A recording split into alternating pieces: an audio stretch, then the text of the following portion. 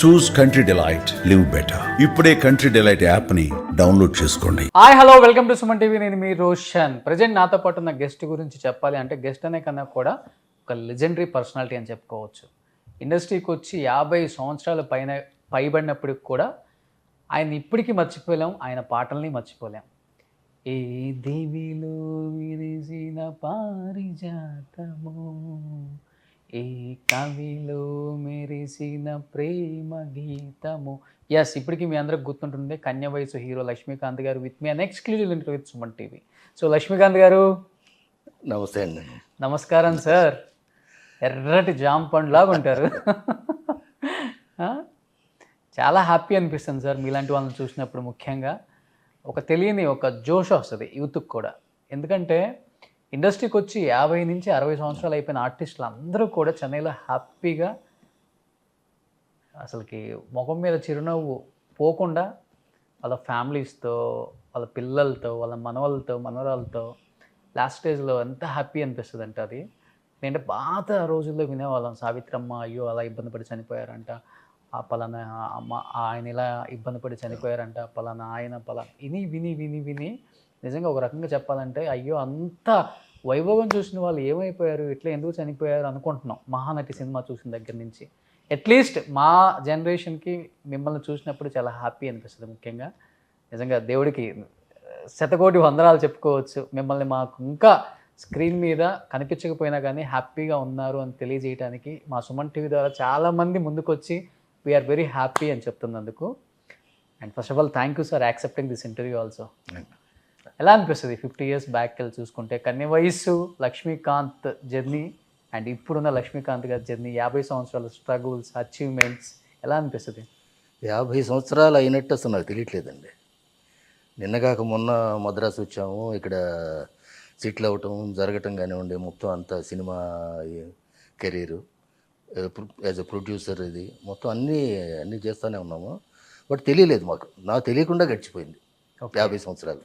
But 50 సంవత్సరాలు ముందు రాగానే లక్ష్మీకాంత్ గారికి రెడ్ కార్పెట్ సార్, వెల్కమ్, రండి హీరోని చేద్దాం, హీరోగా చెయ్యండి, ఏ దివిలో పిలిచిన పారిజాతం అనండి, పక్కన హీరోయిన్ పెడతాం అని అన్నారా?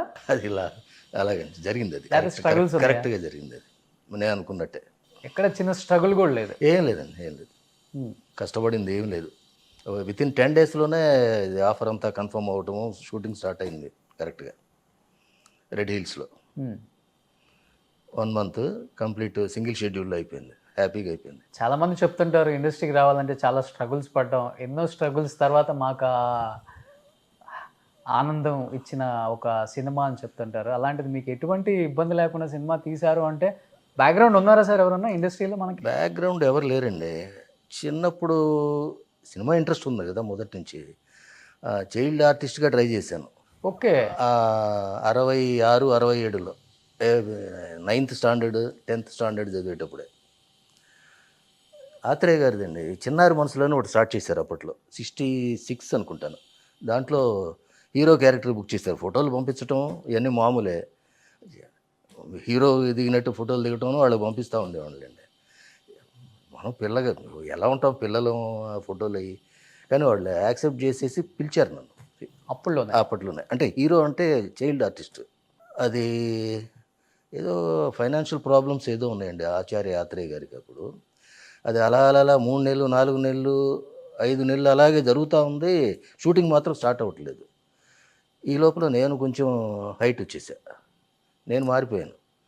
మనిషి మారిపోయిన తర్వాత షూటింగ్ వెళ్దాం అనుకునే టైంకి ప్రాబ్లం అయింది, హైట్ వచ్చేసాను.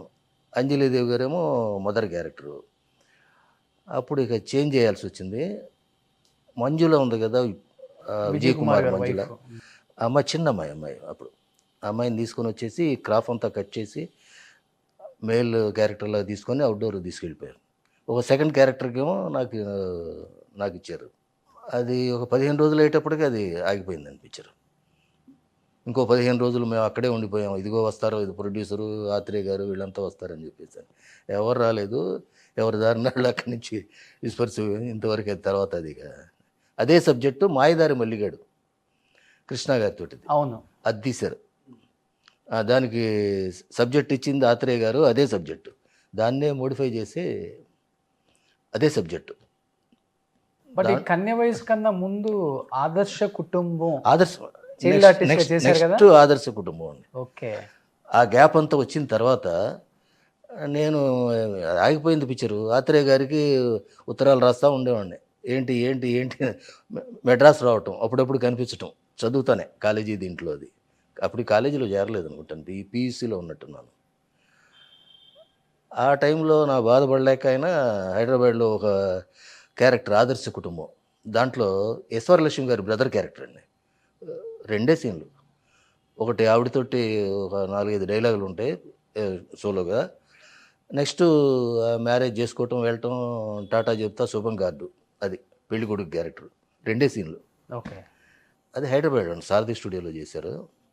అది అయిపోయిన తర్వాత ఓకే, మళ్ళీ కాలేజీ రన్నింగ్, మళ్ళీ ప్రయత్నాలు.